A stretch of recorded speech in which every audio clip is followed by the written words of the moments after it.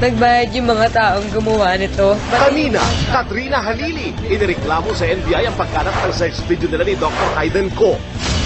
Ngayon, naglagay ng sex video sa internet, natukoy na. Senador Manny Villar, inaming dumaan sa kanyang ari-arian ang C5 Road Extension Project pero maliit na bahagi lang daw. Yan, Golden River. Sa kadadaan kung di ko pinadaan yan. Whether it's 80%, 70%, 50%, or 5 to 7%, it's the same 0%.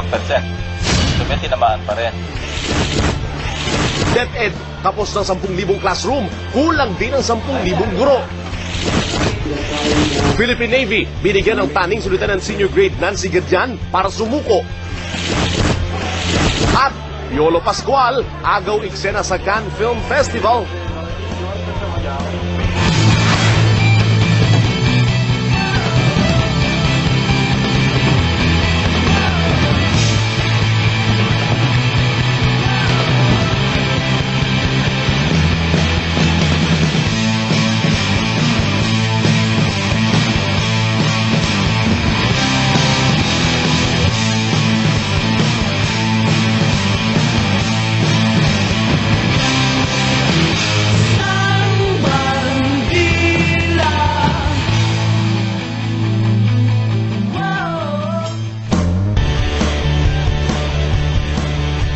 Sa mga balitang bumabandila, mananagot ang nagpakalat ng sex video.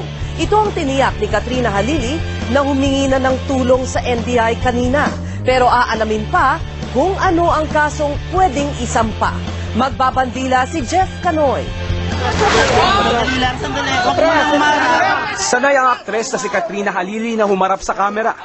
Pero sa pagharap sa media kanina sa issue ng sex video nila ni Dr. Hayden Ko, halatang asiwa siya.